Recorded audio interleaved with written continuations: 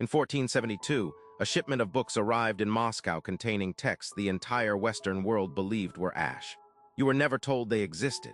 In 1584, every single one of them vanished underground, and no government, no archaeologist, no intelligence agency has accounted for a single page since. There is a reason they stopped looking. When Constantinople fell to the Ottomans in 1453, it wasn't just a city that died. It was the last living archive of the ancient world. What remained, the lost plays of Sophocles, the writings of Aristotle, Roman legal codes that no longer existed anywhere else on Earth. Historians assumed the conquest had burned most of it. What they don't teach you is that before the walls came down, a significant portion of that archive was moved. Wrapped, crated, shipped north. It arrived in Moscow carried by Sophia Paleologina, the niece of the last Byzantine emperor. She brought it to her new husband, Ivan III, Tsar of all Russia. The collection became known as the Liberia, thousands of volumes, ancient texts no European scholar had laid eyes on in a century. And here's what's documented. Multiple witnesses in the 1560s and 1570s claimed they were personally led beneath the Kremlin, underground, into stone-vaulted chambers to see it. A German scholar named Johann Wettermann wrote that he was taken below ground into a sealed chamber stacked floor to ceiling with manuscripts, texts in Greek and Latin that made him weep. He said he had never seen so many books in one place in his life. He said they made the libraries of Western Europe look like pamphlets. Then Ivan's handlers closed the door. Wettermann was escorted back to the surface. He spent the rest of his life petitioning to be allowed back in. He never was. Ivan the Terrible, inherited the collection. By every account, he used it. He was obsessed with ancient texts, with the idea that Russia was the true heir to Rome and Byzantium. The Liberia wasn't just books. It was a weapon, a source of legitimacy, a secret. And then Ivan died in 1584. The library disappeared with him, not destroyed, not burned, disappeared. No inventory, no transfer, no record of what became of a single volume. Napoleon's forces occupied Moscow in 1812 under orders to search beneath the Kremlin. They found nothing. In the 1930s, Stalin had the NKVD excavate tunnels below the city, classified, results never published. In 2009, archaeologists formally petitioned the Russian government for access to conduct a proper survey. Denied. But here's what doesn't add up.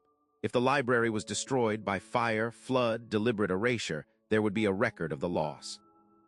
Libraries don't disappear cleanly without someone noting it at the time, and if it was looted, the texts would have surfaced. These were manuscripts European collectors in the Renaissance would have paid fortunes for. A single lost play by Sophocles would have been the literary event of the century. Nothing surfaced.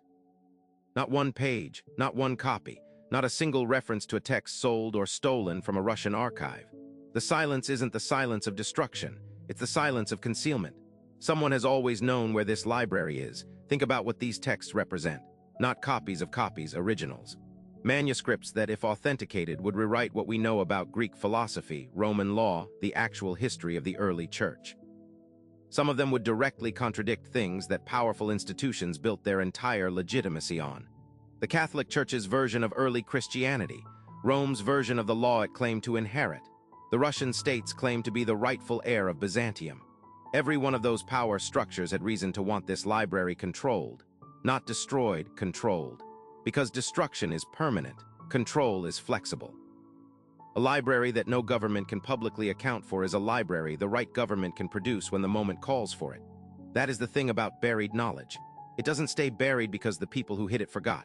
It stays buried because the people who know where it is are not done using the not knowing as leverage. 3 separate powers across 5 centuries searched for the same vault. Tsarist Russia, Napoleonic France, Stalin's Soviet Union. All of them classified what they found. That does not happen with an empty room.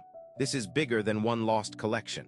The gaps in the official record are not random. They are not the neutral residue of time and fire and war.